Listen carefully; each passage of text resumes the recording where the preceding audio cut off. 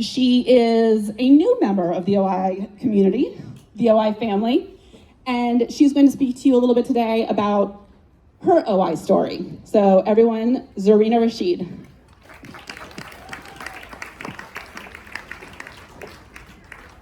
Hello, everyone. Good evening. I have to do quite a few thank yous, so just bear with me because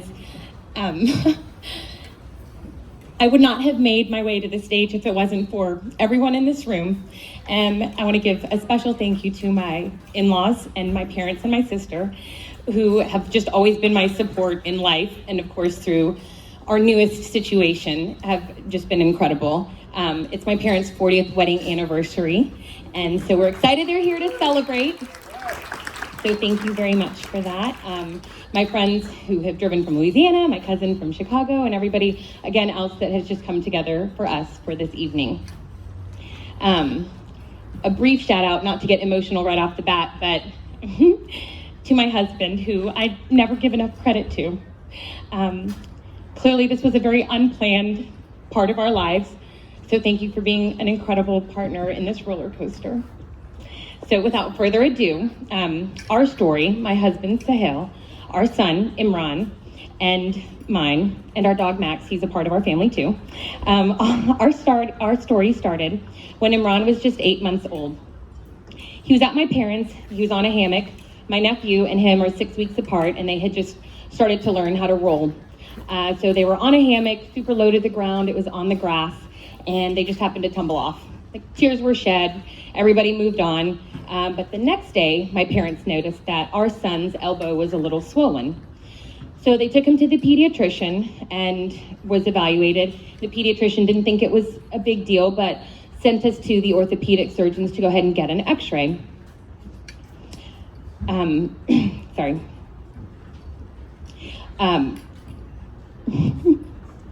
It was Mother's Day weekend. So we were just really excited about the whole situation, getting to start our weekend. I thought we would just run in there, get some x-rays, maybe some pain medications, and we would be on our way. So the doctor had taken x-rays and then came right back in, shut the door, and said, we had found something on the x-ray. Your baby, and she didn't need to finish the sentence before I whimpered, he has OI. And just like that, like you see in all the movies and you read in all the books, my world started to spin. My heart stopped beating, my legs gave way to the floor, and I just knew that our world was going to be forever changed. I was 5 months pregnant when we had gotten our fetal anatomy scan, and the technician had noticed that Imran's left femur was slightly bowing and had told us a differential diagnosis was either abnormal variation or he has OI. How would you like to proceed? Nothing else in his body, his skull, his ribs, his spine, everything seemed normal. So we just did a follow-up ultrasound and everything seemed normal. So clearly we went to term. So when the doctor had come back into the room and told me that she had noticed something, what she had noticed was 12 different fractures all over my baby. Some were on his ribs, some were on his spine, and some were healing, showing that he had had older fractures as well. Classic signs of osteogenesis imperfecta. We asked what to do, and she simply said, go to the ER, they'll take care of you there. Little did we know what she really meant. Sure, I remember the random facts of osteogenesis imperfecta.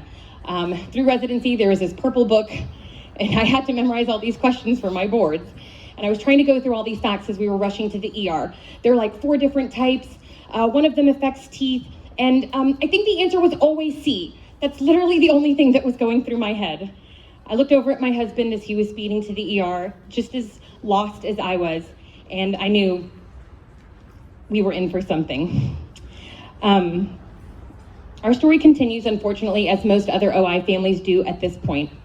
We arrived to Texas Children's, and CPS was there to greet us. We were taken to child advocacy, where policemen questioned us. They separated me and my husband from my child, and they interrogated us. They asked us some pretty impersonal questions about our marriage, how happy we were, and whether or not I felt safe in my own home. We were in the hospital for 5 full days. We were admitted because they wouldn't allow me to leave with my baby. They put him under general anesthesia in order to look for blood clots in his brain due to baby shaken syndrome. They dilated his eyes, blurring his vision for a couple hours also to look for signs of child abuse. This was my very first Mother's Day. It was my mother's first Mother's Day as a grandmother, my mother-in-law's as a new grandmother, and my sister's. And I was standing there being questioned for child abuse. Our case remained open for 8 months. We had random house checks, policemen came, and wanted to assess our living situation. What I really want to focus on tonight isn't that, but about our story and bringing awareness to this very rare but treatable condition. Despite the raw wound that CPS scar has left on me, the bigger scar was just the abandonment that we felt when we left from Texas Children's, and that is what I know we can change. When we were at the hospital, multiple people kept coming into our room, and unfortunately, none of them were there to discuss OI. It was always about CPS, and that is something I know we want to change. Once we were discharged after Mother's Day, we had no idea what to do.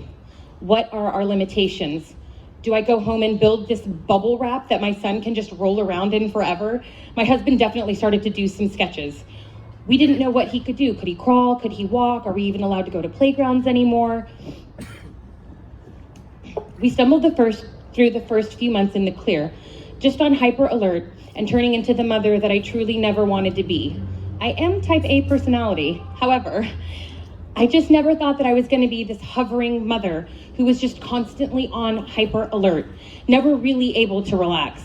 I was too nervous to let my child take one step without myself or my husband hovering over his every move. Every single morning I have a 20-minute drive to work, and I took those precious 15 to 20 minutes to try and call another physician, get another opinion, or just listen to another podcast on life and how to deal with a child with special needs. Anything just to learn more about my son and our future and how to get through this. Our first fracture came July the 3rd. I was exhausted after 3 months of grappling with this new diagnosis, and my husband was kind enough to take my son to my in-laws to hang out for an afternoon. It wasn't more than 2 minutes after my eyes had shut that he had come bursting through the room. "Leave your phone on," he screamed at me. "It's Imran, we have to go." I was sleep deprived, but my mother instinct kicked in. I threw some clothes on in a bottle and grabbed my nugget, screaming in the back seat of our car. It was 2 a.m. when they finally took my son back there. It was his very first surgery, realignment of his femur fracture, the biggest bone in his body, and he was placed in a spica cast. I'm not sure if anyone has experienced a spica cast or is aware of what that is, but it is a half body cast. It begins below your ribs and it goes down the entire leg of the broken bone and partly down the other. It angulates your legs in just the most annoying way to where he cannot sit properly in a chair, yet he also cannot lie down comfortably. We were finally discharged at 5 a.m. with some medication. I looked at my son, completely immobilized and definitely nonverbal, yet I was the one that felt helpless. He was 11 months old, and I found myself looking at him, asking him, "What do I do? How can I help you?" And it was him, my son, through his beautiful blue sclerid eyes, that he looked at me and he said, "Mom, you got this. We've got this." And somehow it was my child who helped me know that we were all going to be okay. My tiger mom instincts kicked in, and I looked at my husband, similarly lost, and with some unfound confidence, did what I do best. Start getting pillows, as many as we can. We've got to figure this thing out.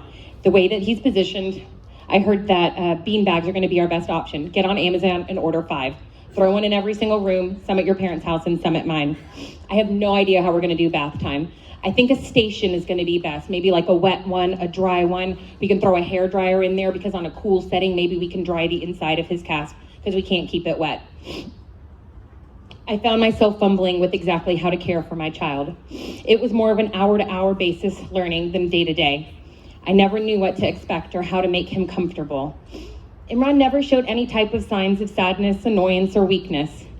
We survived our first fracture, and 4 weeks later, we very excitedly went to our cast-off appointment. Another key moment that I will never forget. The cast was removed, and the doctor noted with shock how quiet Imran was being, but never really said anything past that. You can go home, and that was that. Within an hour of being home, Imran showed signs of discomfort immediately. I had no idea what to do. The beanbag that I had so excitedly put into storage were dragged back out because that was the only thing that we noticed made him comfortable. Quickly, my parents realized, let's give him some pain medication, so we gave him Tylenol and Motrin, and he seemed comfortable with that. But within 4 hours, the discomfort returned. I wanted to go back to the ER. I had no idea what to do. They took off the cast too soon. He broke another bone. Like, somebody help me. And my mom reminded me, get on the Facebook page. There is somebody on the OI group that's gonna help us, I can tell. I literally found someone's number, called them, never met this woman. She was incredible. She was truly an angel that answered the phone. I sat on my living room floor, holding my mom's hand, and just sobbed.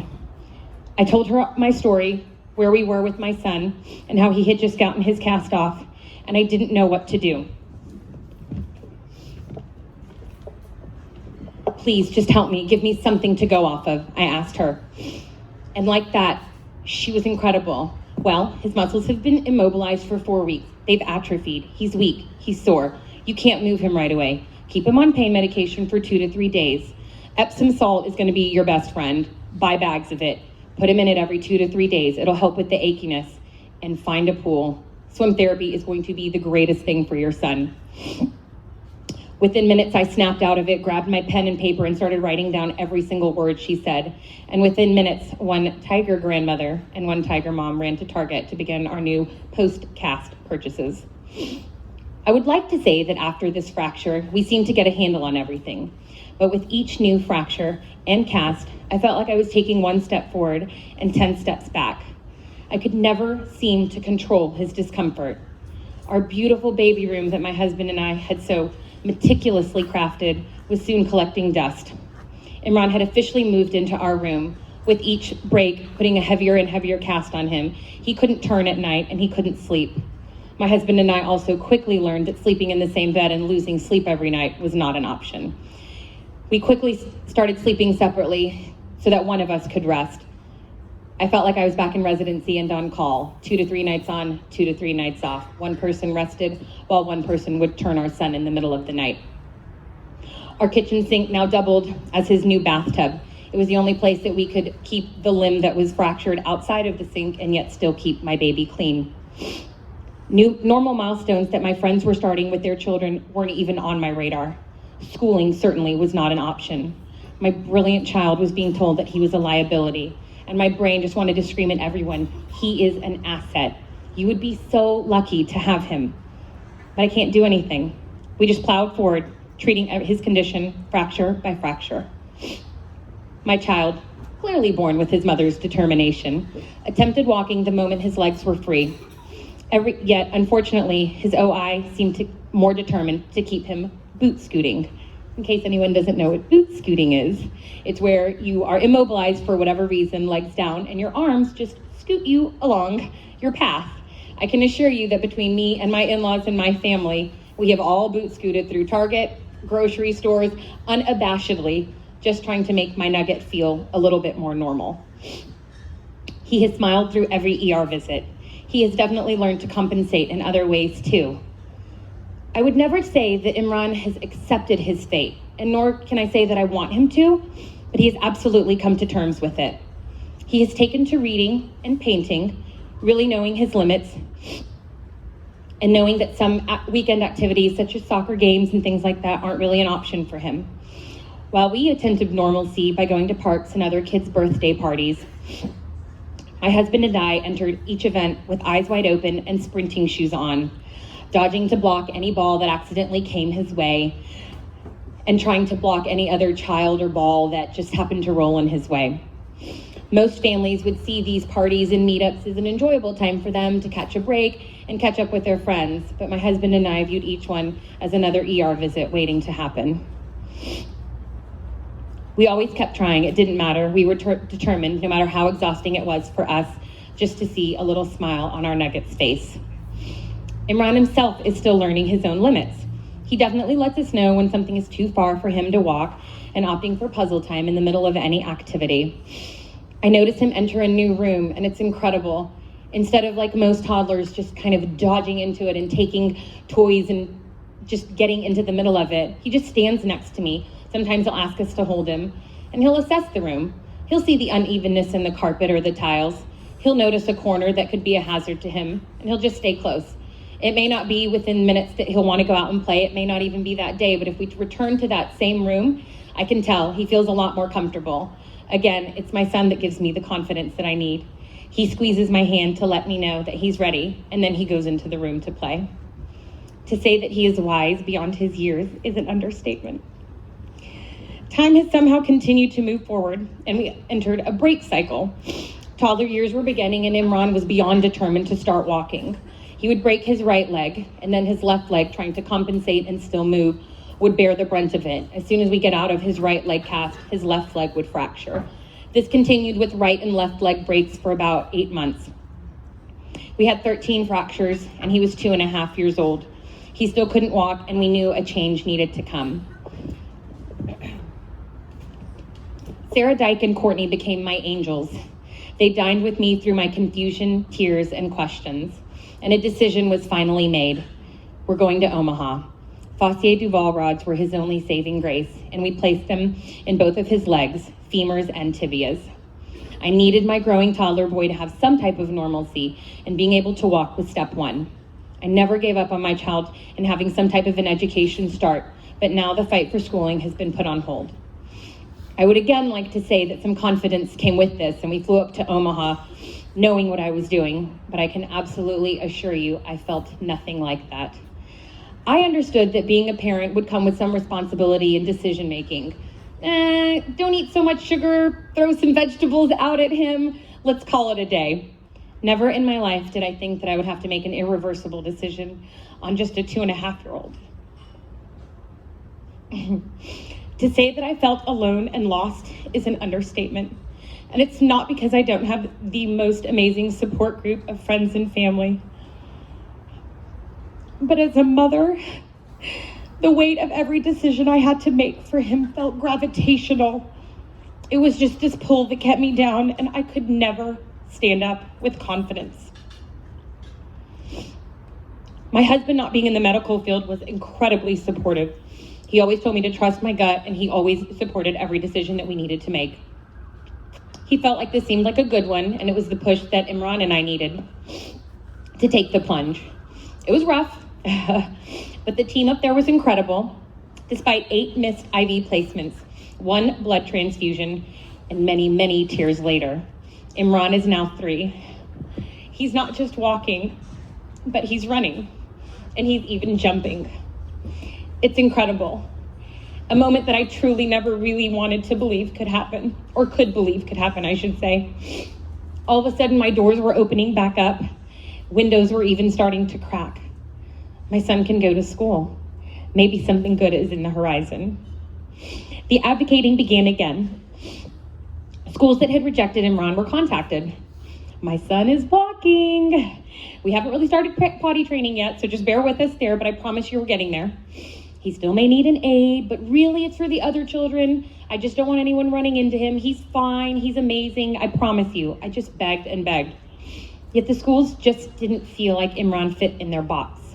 He was still too fragile to really be around other kids with no physical aid, but he wasn't categorically considered special needs, despite him qualifying. HISD had rejected him for being ahead cognitively, and private schools still saw him as too much of a liability. I understood that he was young, but to me, schooling wasn't just about education because he is so young, but it was about the socialization. He's 3 now, and he is incredibly smart, but he sits at home alone with our caretaker, who again is incredible. But we were really just excited to kind of get him out there and into the world.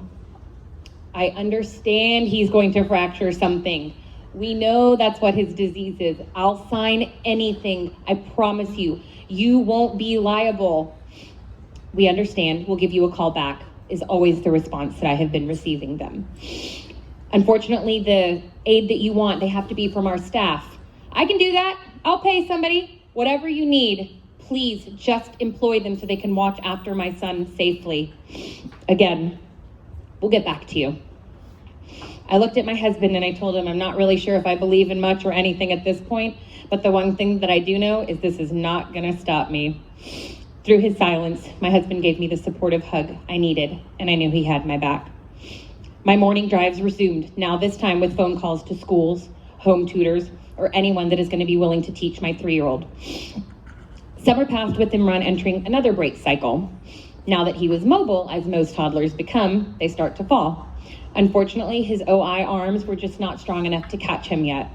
Surgery was on the table again. Let's put some rods in his arms. And my world began spinning all over. Nope, it's too soon, doesn't make sense. We knew for 1.5 years his legs were on the table. I was prepared for that. We did that. It's over. We went to Omaha. I'm not going back. We don't need to go back for 4 to 5 years. Remember? That's what the doctor said. That was our plan. But my child is the one, again, always trying to teach me something. Mom, plan all you want, but do not expect it to go your way. Noted, Imran, noted. We hop back on a plane and we're in Omaha in just 6 months after his original surgery. While my son was under general anesthesia again, I continued to set up interviews and meetings with other schools, anybody that would listen to me or consider accepting him. I rejected HISD's proposal, saying that they didn't think my son qualified for an aid yet. Reevaluate him. I'll get you any reference you need, I promise. He literally has every bone rotted in his body now. We must either be getting a break, no pun intended, or a sign from God. I know he'll start school soon. I know he'll get the socialization that he needs. I look at my son's incisions, not as scars, but as marks of resilience. For his comeback from each and every fracture has been nothing short of strength and determination. I'm very happy to say that our son has healed like a champion. And while in the midst of advocating for him on multiple levels, I wanted to share our story with all of you tonight here for a few reasons. One, I truly believe that knowledge is power. The more information that I can spread, not just about our story, but about anyone's story tonight, can help everyone come together, learn, and work together as a team. I know that's the type of change that we need as a whole. And second, the importance of guidance after a diagnosis that's given to an OI family. I cannot stress to you how constantly lost I felt. From the moment we found out, we just felt alone. It felt as though this lifelong diagnosis was simply told to us and then we were discharged. We had no idea how to treat an infant with a broken bone. Most of my knowledge simply came from the unyielding perseverance of research, reading, and asking. And that is why I am here today, to now ask all of you to help make the changes that I know is possible. Texas Children's is such an incredible facility. I know from firsthand. I was 8 years old when I was diagnosed with scoliosis. I spent most of my adolescence here in Houston at Texas Children's in their therapy centers, and their orthopedic surgeons put Harrington rods in my own back.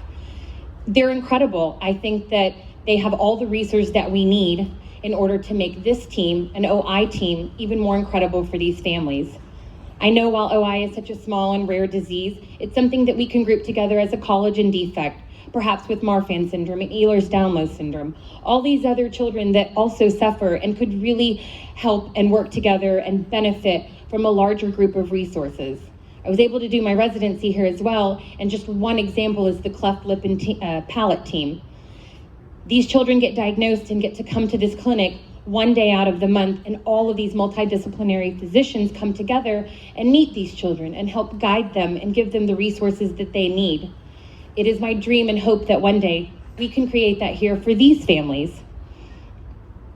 They need quite a few physicians and guidance. One, we could have a pain doctor be a part of them. I cannot tell you what it was like to get a prescription for Valium or hydrocodone for a 9-month-old. I'm a physician and I still didn't feel comfortable diagnosing my son with that. Just having someone to explain that to us, that it's safe and what it is for, would be wonderful. Having an endocrinologist, knowing as they grow all of their hormones, everything that can benefit them from the treatment and how it'll interact with them. A psychiatrist, probably for the moms too, but really for the children, because they have this lifelong diagnosis and they need to learn how to cope with it. Of course, an orthopedic surgeon, the key component to this entire thing, being able to bring everyone together and know if surgery is an option and when it is the option. our genetics team to continue the research and make changes for our future for these children in their treatment options, and a social worker, someone that would have been incredible for us to help guide us through this extremely confusing path on what our legal rights are. Who can we ask for help and who can we ask for guidance during his schooling years? While I know that this is a very small and rare group of people diagnosed with OI, they can very easily be overlooked. But I can assure you that my son is not too small to be overlooked. While everyone's donations tonight do benefit the OI Foundation in our quest for more research and treatment options long term, I really don't want anyone to forget about the now, things that these children need immediately, such as an incredible support team of resources that the families and children can go to. The simple gesture of creating this clinic could change the lives of families and children with OI. Please remember that their bones may be weak, but I promise you that their spirits are completely unbreakable. So thank you so much, each and every single human in this room, for being a part of not only our story and our lives, but every family out there. Thank you very much.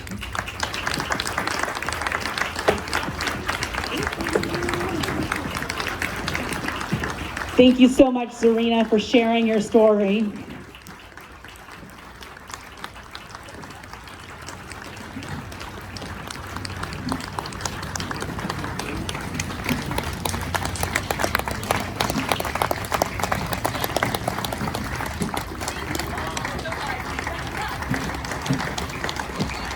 As Zarina mentioned, resources are extraordinarily important for this community.